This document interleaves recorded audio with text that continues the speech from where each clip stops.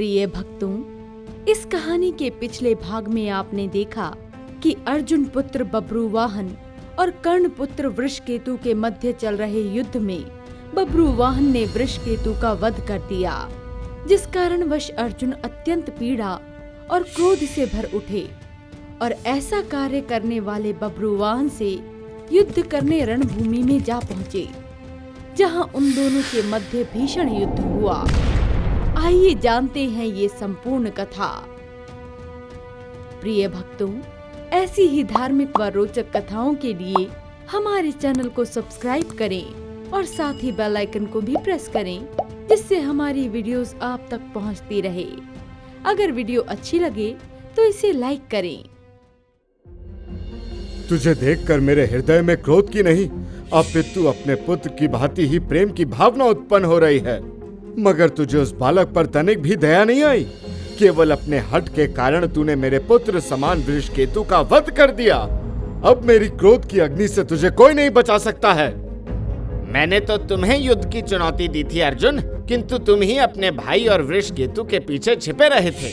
यदि उसी समय तुमने मेरे युद्ध के प्रस्ताव को स्वीकार कर लिया होता तो उसे अपने प्राणों की आहुति नहीं देनी पड़ती। दुष्ट, तेरा अंतिम समय निकट है, सावधान हो जा। इसका निर्णय तो अब युद्ध के बाद ही होगा। बब्रुवाहन का क्रोध अभी भी शांत नहीं हुआ था। वो अपनी माता की आज्ञा का पालन करते हुए अर्जुन को परास्त करने के लिए उससे युद्ध करता है।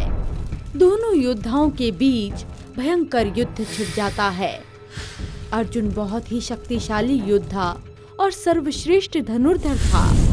युद्ध में उसे पराजित कर पाना किसी के लिए इतना सरल न था। अर्जुन के साथ वही युद्ध भूमि में चुनौतीपूर्ण युद्ध कर सकता था जो स्वयं उसी की भांति श्रेष्ठ और शक्तिशाली हो, और उसके पुत्र के अतिरिक्त ऐसा कोई भी नहीं था। इसीलिए बब्रुवाहन डटकर युद्ध भूमि में अर्जुन का सामना कर रहा था। दोनों के बीच भीषण गदा युद्ध चलता रहा। ये तो मेरी कल्पना से भी कहीं अधिक शक्तिशाली है। इसे गदा युद्ध में हराना बहुत ही कठिन है। मुझे इसे पराजित करने के लिए कोई और मार्ग ढूंढना होगा।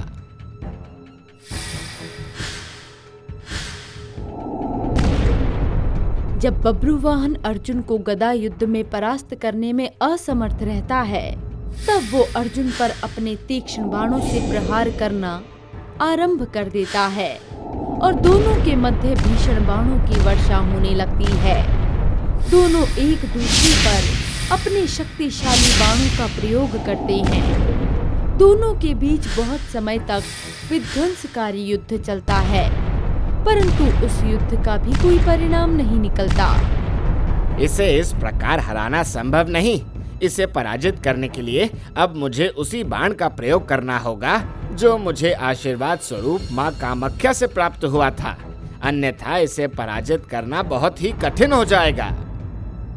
अर्जुन को पराजित करने के लिए बब्रुवाहन माँ कामाख्या द्वारा मिले दिव्य बाण का प्रयोग करता है। जैसे ही वो बाण अर्जुन को लगता है तो उसी क्षण उस बाण की चोट से अर्जुन धरती पर गिर पड़ते हैं। इसी के पश्चात बब्रुवाहन अत्यंत प्रसन्न होता है कि उसने अर्जुन को परास्त कर अपनी माता की आज्ञा को पूर्ण किया, लेकिन अनजाने में उसके हाथों उसके ही पिता का अंत हो जाता है। वो प्रसन्नता पूर्वक अपने महल की ओर प्रस्थान करता है। माता, आज तुम्हारे पुत्र ने तुम्हारी आज्ञा को पूर्ण कर दिया। कौन सी आज्ञा पुत्र? माता, तुम मेरे साथ चलो। तुम्हारे पुत्र ने आज तुम्हारे अपमान का प्रतिशोध ले लिया है। मुझे पूर्ण बात बताओ पुत्र बब्रुवाहन, तुमने किससे प्रतिशोध लिया है?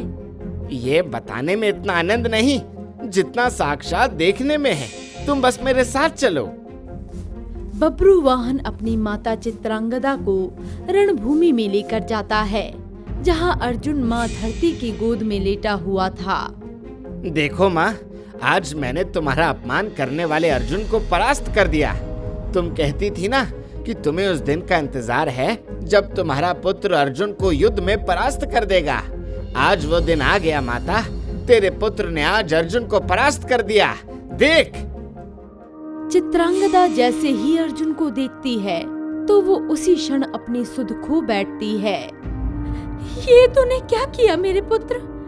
मैंने तो तुझे इन्हें युद्ध में परास्त करने की आज्ञा दी थी, परंतु तूने तो बहुत बड़ा अनर्थ कर दिया। माँ, तुम रोती क्यों हो?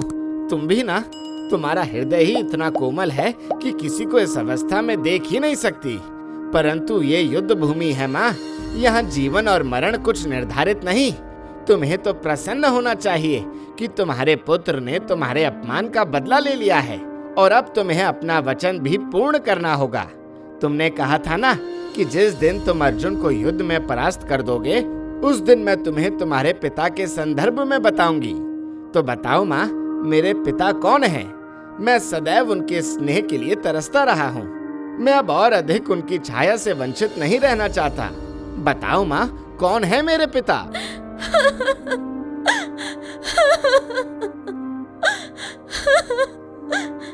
माँ, तुम रो क्यों रही हो? बताओ ना, कौन है मेरे पिता? अब तुम और अधिक मुझसे उनके संदर्भ में नहीं छिपा सकती। तूने हमेशा से जानना चाहा था ना कि तेरे पिता कौन है। उनके चरणों में गिरकर उनका आशीर्वाद लेना चाहता था ना, तो आ और गिर जा इस देह के चरणों में, क्योंकि यही तेरे पिता है जिसका तूने स्वयं मैंने सदा सोचा था कि एक दिन तू इन्हें युद्ध में पराजित कर मेरे अपमान का प्रतिशोध लेगा, परंतु अपने अपमान में मैं तुझे पराजय और अंत में अंतर समझाना ही भूल गई। ये मुझसे क्या हो गया? स्वामी, स्वामी।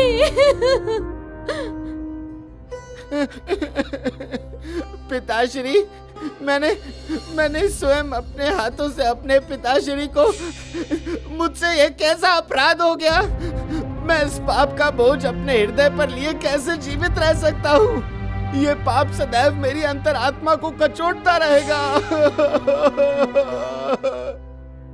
पूर्ण सत्य को जानकर बब्रुवाहन स्वयं को संभाल नहीं पाता और वो आत्मदाह करने का निर्णय ले लेता है कि उसी क्षण अर्जुन के संदर्भ में सुनकर भीम वहां आ जाते हैं और माता गंगा भी वहां प्रकट होती हैं।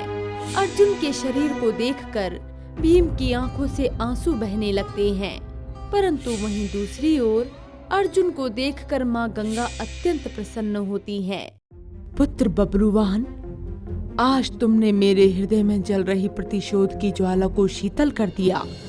जिस प्रकार महाभारत के युद्ध में अर्जुन ने मेरे पुत्र भीष्म को बाणों की शैया पर लिटाया था, उसके अंत को इतनी पीड़ा से भर दिया था, आज तुमने मेरे आशीर्वाद स्वरूप दिए गए बाण का उचित प्रयोग कर मुझे प्रसन्न कर दिया।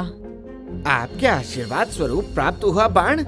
परंतु वो बाण तो मुझे माँ कामाख्या की तपस्या से प्राप्त हुआ था। नहीं बब्रुवाहन, वो बाण मैंने ही तुम्हें प्रदान किया था, जिससे एक दिन तुम अर्जुन से मेरा प्रतिशोध ले सको और तुम्हारे हाथों उसका अंत हो।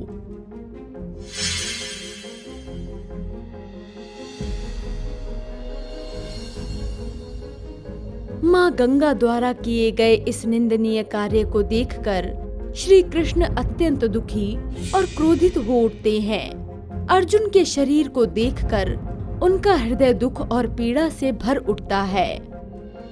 माता गंगा, आपके जल में स्नान करके तो यह समस्त संसार खुद को पवित्र करता है, परंतु आज जो पाप आपने किया है, उस पाप को आप किसके जल में स्नान करके मिटाएंगी? आपने अर्जुन से नहीं, अपितु हर उस व्यक्ति को अपने प्रतिशोध की अग्नि में जला दिया है जो उससे प्रेम करते हैं। उसकी माता, उसके भ्राता, उसकी पत्नी, उसका पुत्र। क्या आपने ये उचित किया? महाभारत के युद्ध में पितामह भीष्म की मृत्यु इस कारण हुई क्योंकि वह विधि का विधान था, किंतु जो आपने अर्जुन के साथ किया है वो द्वेष और प्रतिशोध की भावना में आकर किया।